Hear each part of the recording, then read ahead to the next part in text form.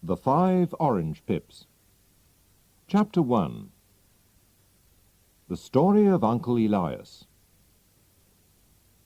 In September 1887, my wife was visiting some of her family. So I was staying with my old friend, Sherlock Holmes, in Baker Street. It was a windy, stormy evening, and the rain was falling heavily outside. Suddenly, there was a knock at the door. I looked at my friend in surprise.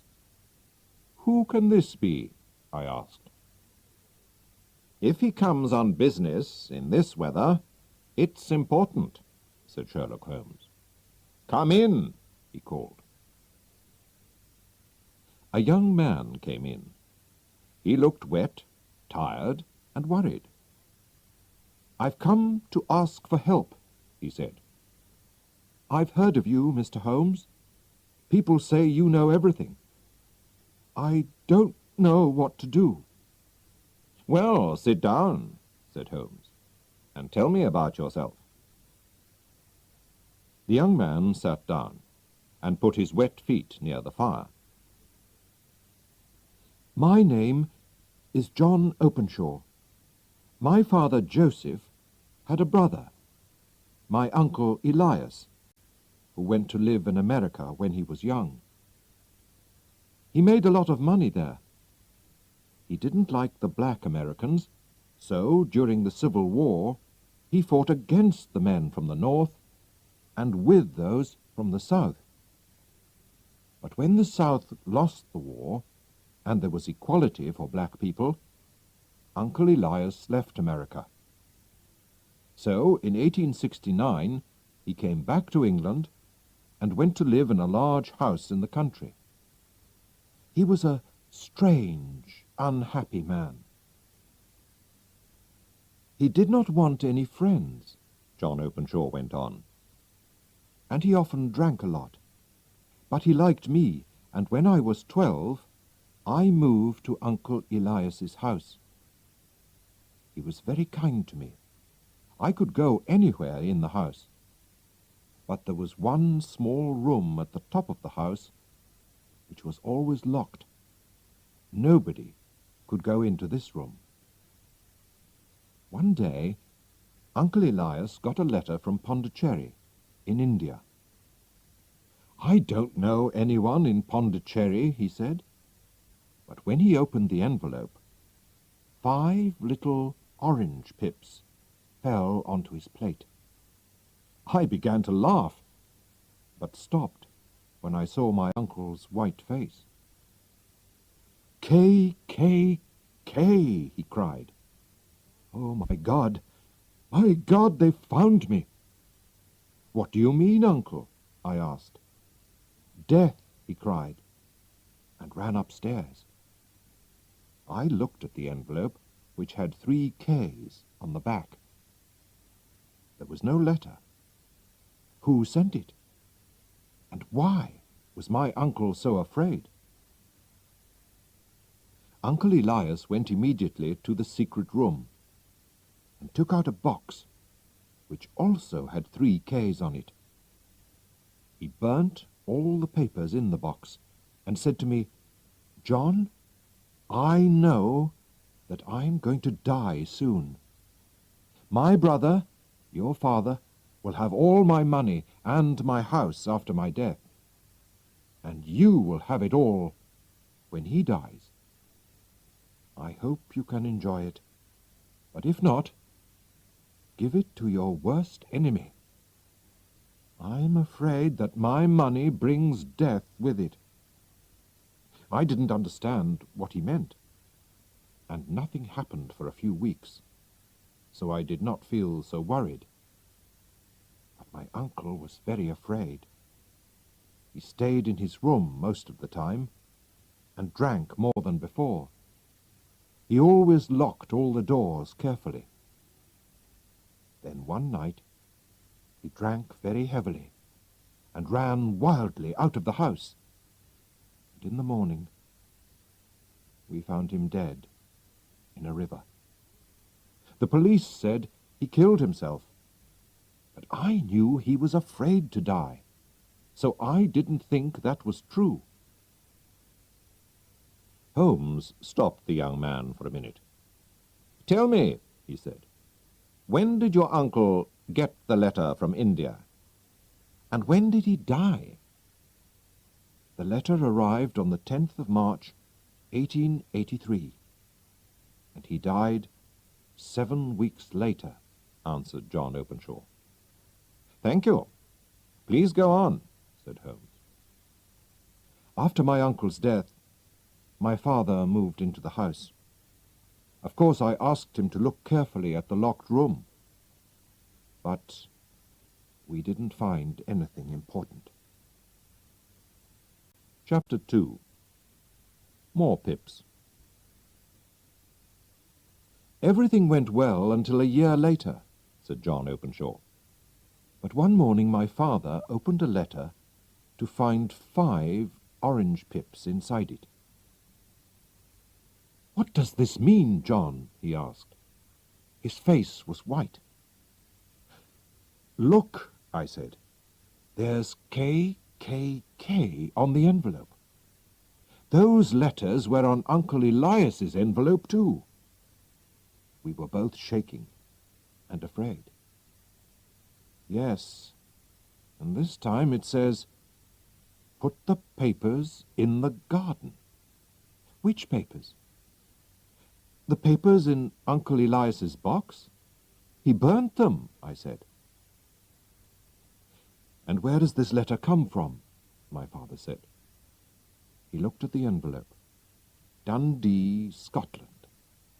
"Well, I don't know anything about pips or papers. I'm not going to do anything." "Father, you must tell the police," I said. I remembered my uncle's letter from India. I was very worried. "No, they'll laugh at me. Let's just forget about it," he replied. 3 days later, my poor father went to visit an old friend who lived some miles away. But he never came back. The police said that he was walking home in the dark when he fell down a hill. He was badly hurt, and he died soon after. They decided it was an accident, but I didn't agree. I thought it was murder. And I could not forget the 5 orange pips and the strange letters to my uncle and my father. But I've tried to forget, and I've lived alone in that house for nearly 3 years now. And yesterday, I got this." The young man showed us an envelope with KKK on the back and 5 small orange pips. "You see," he said, "it comes from East London, and it says, 'Put the papers in the garden.' Those are the words that were in the letter to my father." "So, what did you do next?" asked Holmes. "Nothing," answered Openshaw. He put his head in his hands. "I don't know what to do. I'm afraid." "Nothing?" cried Holmes. "Young man, you must do something fast. You're in danger." "Well, I've talked to the police," said Openshaw unhappily. "But they laughed at me. They think that there's nothing to worry about." "How stupid they are!" cried Holmes. "And why didn't you come to me immediately? Your enemies have had almost 2 days to make a plan. Haven't you found anything which will help us?" "Well, I found this in the locked room," said John Openshaw. He showed us a small, half-burnt piece of paper. "It was with my uncle's papers. It's his writing. Look, it says, 'March the 7th, 1869, sent the pips to 3 people, Brown, Robinson, and Williams. March the 9th, Brown left. March the 10th, Williams left. March the 12th, visited Robinson, and finished business with him. "Thank you," said Sherlock Holmes. "And now you must hurry home. Put this paper into your uncle's box.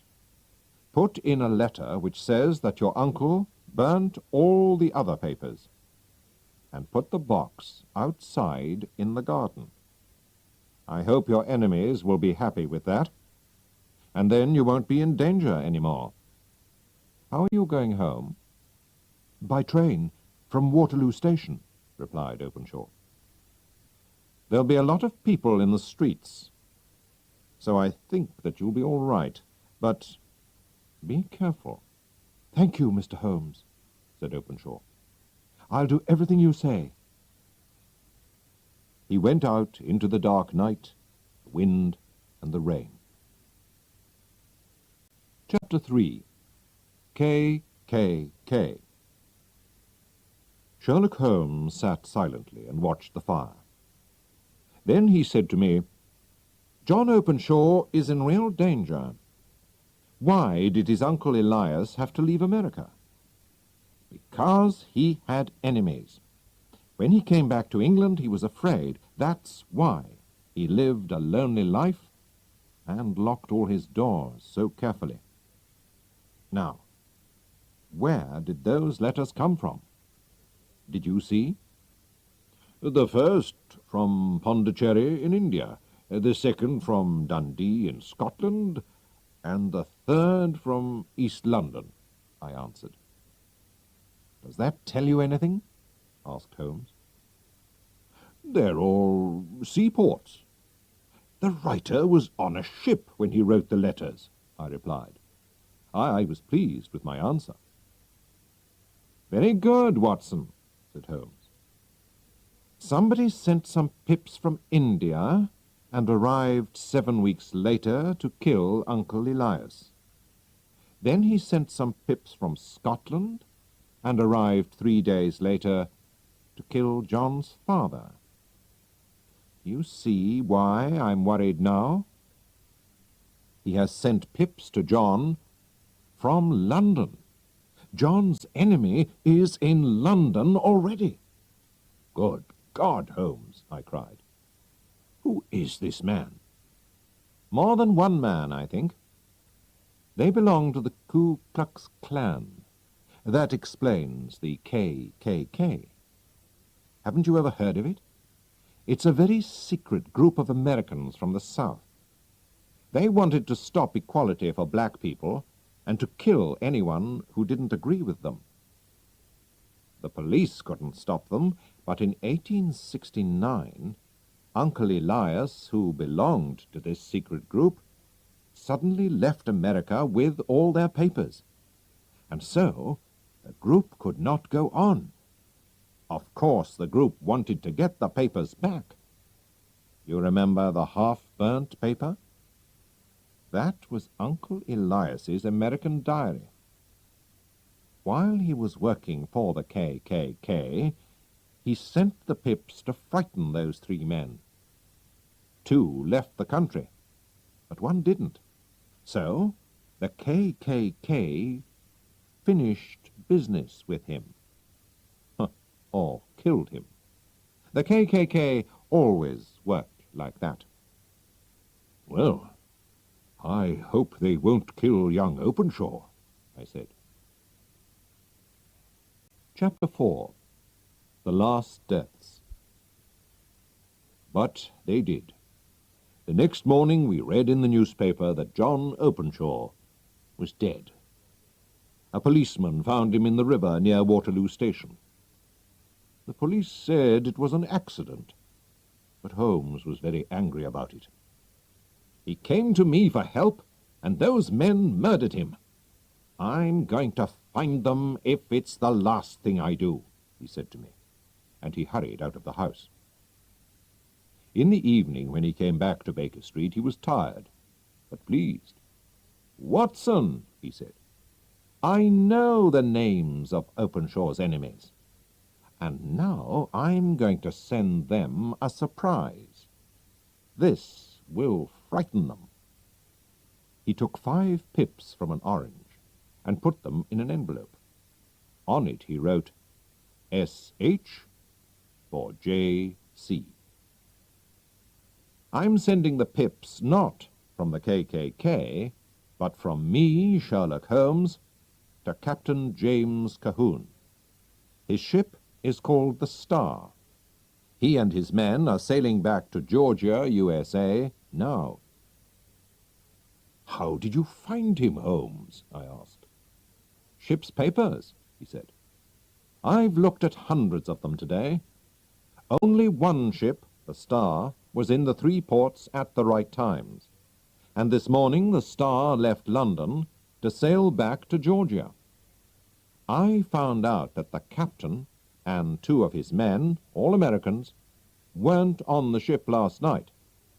So I'm sure they killed poor John Openshaw. When they arrive in America, they'll get the pips, and then the police will catch them. Sherlock Holmes is a very clever detective. But he can do nothing about the weather. The winter storms at sea that year were worse than ever. And so the Star never arrived in Georgia, and nobody saw the captain or his men again. The murderers of John Openshaw did not get the pips, but in the end, death came to them.